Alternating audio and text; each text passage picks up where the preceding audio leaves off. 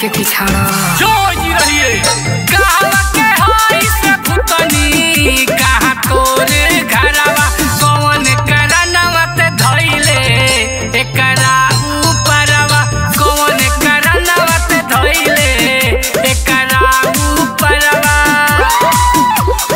गइल रहे गोबरा होके के नदी किनारवा देखो नि सूरतिया होनी मन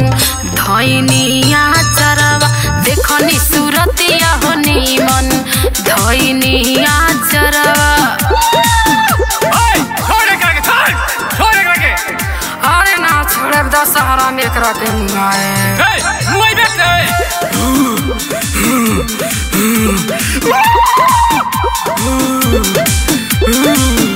का तोरा चाही रे भूतनी सोना की गहना वारे एकरा के छोड़ देते मन ले कहना वारे खून पिए स्टिंग ना पिए नहीं हो मो छोड़ब के तनो करबे जाता ना वारे हमरा के पटले हाथ करब गजाना वारे काहे तंग कइले हो बारे चढ़ते दशहरवा काहे तंग कइले हो बारे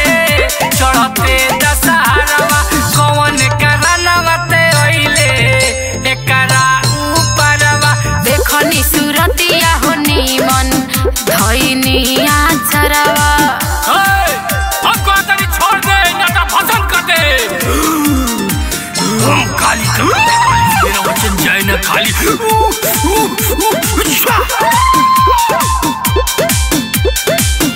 मारे बैसन मंत्र चुरैल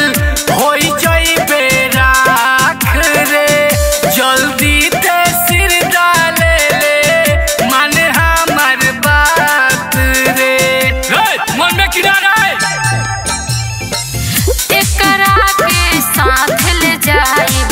साथिया अपन बनाई करे जवानी काल के खाइब